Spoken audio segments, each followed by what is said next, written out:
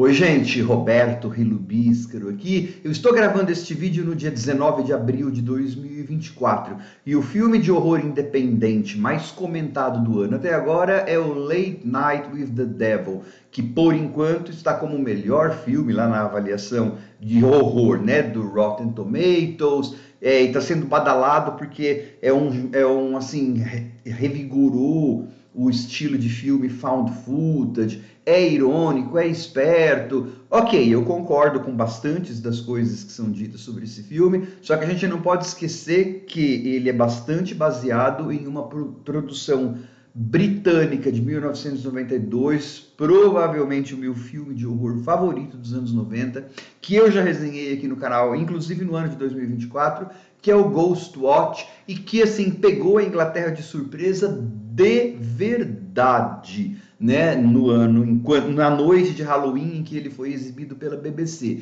Eu já resenhei aqui, como eu falei, eu vou deixar na descrição do vídeo, né, a resenha do filme Ghostwatch. Esse filme, Late Night with the Devil, que tem o nome de um fictício talk show nova-iorquino dos anos 70, na verdade é um filme australiano. São dois irmãos, tá? O único ator norte-americano do filme é o principal. Os outros são todos atores australianos, fazendo bem, inclusive, sotaque norte-americano, tá? Só que antes de continuar a falar sobre esse filme, que fala muito sobre a nossa percepção de realidade, né? Será que o cara tá trazendo essas coisas para o talk show dele? Ok, a gente sabe que ele está desesperado por audiência, mas será que ele acredita um pouco nessas coisas ou será que ele finge por causa da audiência? Será que todo mundo ali não está encarnando uma personagem? Os céticos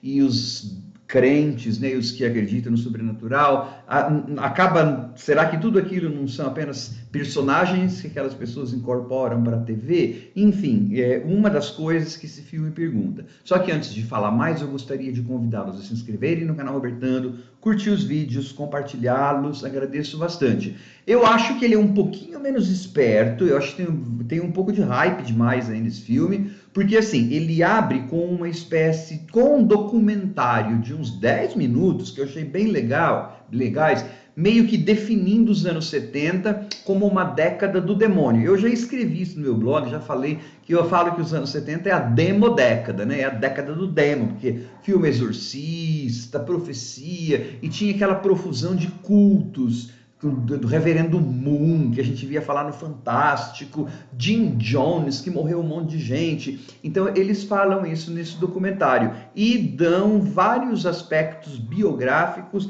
da vida desse apresentador de talk show, tá? Do Delroy. E aí, nesse documentário, sei lá, 8 minutos que dura, não sei, ele dura um bom pouco, e ele dá 3 ou 4 informações que eu já consegui montar o filme, sem brincadeira. Depois eu acho que eu vou fazer uma sessão de spoilers, né? Diz que ele frequentava um negócio, que a esposa dele não sei o que, aí pergunta um negócio quando ele assina o contrato. Eu falei, mas tá dizendo o filme pra mim, né? Então eu achei um pouco menos esperto, assim, do que as pessoas estão dizendo. Mas, enfim, aí depois, o que acontece depois desse mini documentário, né? Aí entra o aspecto de found footage. Diz que para aumentar, ele estava desesperado, né? O apresentador do talk show estava desesperado, porque, assim, ele sempre viveu à sombra. Mesmo quando ele alcançou o maior sucesso no show dele, ele vivia à sombra do Johnny Carson. Johnny Carson realmente foi um apresentador de talk show venerado nos Estados Unidos, né, nos anos 70. Histórico, assim. Ele sempre viveu à sombra do Johnny Carson. Só que, em 1977, o programa dele estava realmente perigando não ser renovado, porque a audiência estava caindo. E aí, então, para o Halloween, ele decidiu fazer um especial que envolveria o seguinte: ele traria uma parapsicóloga. Nossa, nos anos 70 vivia tendo parapsicóloga em programa de televisão mesmo, gente. Uma parapsicóloga paranormal, né? E aí viria também uma menina que fora possuída pelo demônio, porque ela era a única remanescente de um culto, ou exorcista aí, e outras coisas. Viria um cara que era mágico mas agora ele se dedicava dedicava a vida dele, né, a provar que todas aquelas coisas paranormais eram mentiras. Realmente, nos anos 70, a gente tinha um israelense, acho que era Uri Geller, que ele disse que entortava a colher, assim, pois tinha gente que ia para a televisão para, assim, mostrar onde que estava o truque desse Uri Geller. Então, o filme é bem pesquisado. Beleza, só que aí, nesse dia, deu muito errado, porque a menina foi possuída e, enfim, você imagina o que vai acontecer. Ok, o que a gente assiste então depois do documentário são as imagens perdidas, né, deste programa, deste especial de Halloween que acabou em tragédia. E aí o filme ele faz muito bem no sentido de, primeiro, separar os tipos, os filtros e as proporções de imagem para que a gente saiba o que é o tempo do show, né, o tempo diegético lá do show, as imagens de bastidores, porque tinha alguém gravando aquilo, e você pergunta, nossa, 2 ou 3 pessoas, tudo gravando? Sim, mas enfim. E um outro tipo de imagem quando era pensamento do próprio host, né, do próprio cara do talk show. Você vai ver que as imagens são diferentes para você logo se acostuma e fala, tá, isso é a gravação. Porque uma vai ser em preto e branco, outra vai ser assim. Então, assim, tecnicamente ele é um filme bastante divertido. E aí você vai tendo, né, durante uma boa parte do filme, é a preparação para o caos. Né? É até meio chatinho, porque vem alguém, tem um cara lá, o tal do Cristo, sei lá como chama.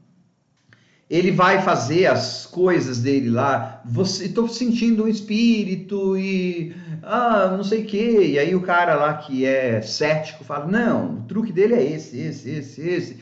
Isso até enche um pouquinho o saco, né? Porque vai repetindo e tal. Só que aos pouquinhos é típico de found footage, e até porque é um programa de televisão, né? Que foi dando errado. E aí as coisas vão ficando ruins, por quê? Porque quando entra essa moça, essa paranormal com a parapsicóloga dela lá, você percebe que a moça é meio a menina é meio sedutora, e ela começa a ser possuída, e aí vai ter gore, vai ter meleca, e o filme é bastante... o filme, né? Porque assim, é o programa perdido, porque assim, no meio de todo aquele caos, o cara ainda fala, bom, agora vamos parar para os comerciais. Então ele tem um certo humor embutido. O terceiro ato tem bastante coisa que, vamos dizer assim, se passa na cabeça do Delroy, né? Vira meio surrealista, assim, mas como eles mencionaram um culto lá, mais ou menos a gente imagina que aquilo lá está sendo o preço que ele está pagando e tal. Eu achei um filme criativo, sim, né? Claro que como é um filme de found footage, assim, claro, injetou sangue novo nesse subgênero, né, misturando esse documentário com esse programa de televisão achado. Só que mesmo assim tem hora que você se pergunta, nossa, o cara cuspiu um sangue, não sei o quê, e esse pessoal da plateia não saiu daí, tá todo mundo assistindo, mas beleza, a gente suspende a descrença e vai embora. Eu acho que assim, é um filme de horror legal de 2024, que tem uma boa ironia, todo mundo tá bem, né? Esse protagonista, que era um cara que sempre fazia papel secundário, sim, ele tá muito bem no filme, ele aproveitou, ele aproveitou essa oportunidade que ele teve de se centrar em um filme e tá muito bem, provavelmente vai ser aproveitado em vários outros filmes de terror, mas assim, eu não acho que seja, injetou sanguinho novo, mais ou menos novo, porque eu acho que o Ghostwatch já tinha feito um pouco disso em 92, né? Antes, inclusive, até que existisse found footage, né? Como gênero, assim, com nome e tal. Então, ele merece ser visto, mas eu acho que ele é um bocadinho menos inteligente do que ele realmente é. Assim, tem bastante hype aí nesse negócio, tá? Um certo hype. Na verdade, faz parte, inclusive, desse mundo que o filme pretende criticar. Mas eu acho que vale a pena ver. Só achei que tem aquele pedacinho... Bom, eu não gosto de talk show, né? Tem isso. Aqui, o pedacinho que precede ao caos, meio chatinho. Mas o filme tem boas sacadas, tá? Bom, vou fazer uma sessãozinha de spoilers agora, tá? Então, gente, nesse documentário do começo do filme, que conta esses dados biográficos, dá um panorama, né, místico e caótico dos anos 70, eles dizem que ele era um cara lá de Nova York, que o show dele estava subindo, mas nunca chegava em primeiro lugar, né? Mas assim, fala primeiro que ele suspeitava-se que ele frequentava, ele mesmo, o talk show lá, o host, um culto também, um tal de The Grove, que era gente rica, tudo. Então, esse grupo aparentemente era conhecido por suas atividades sobrenaturais e que impulsionavam carreiras. Aí, quando fala que ele assinou o contrato com a televisão, com a emissora X, alguém pergunta assim para ele: o sucesso, sempre a gente sacrifica alguma coisa. O que você sacrificou para o seu, para chegar até aqui? Essa pergunta não tem resposta, mas logo depois, ainda no mini documentário, fala assim que a esposa dele, que ele tinha um casamento com uma atriz, o casamento era perfeito, eles eram um casal lindo, não sei o quê. Só que de repente essa mulher que não fumava desenvolveu câncer de pulmão.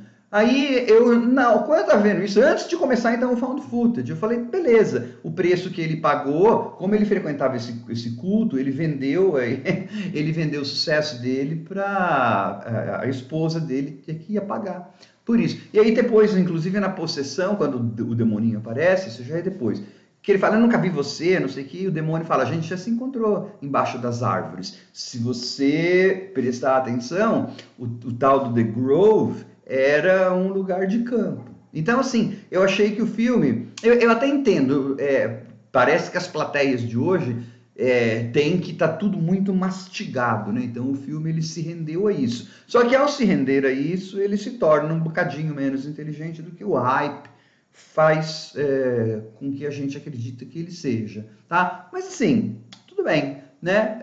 Não acho que não seja um mau filme, mas eu ainda, nesse quesito, eu ainda fico com o meu Ghostwatch, lá de 1992, tá? Aquele, para mim, é imbatível. Em termos de programa de televisão que deu errado e programa de televisão que poderia virar found footage, né? Tchau.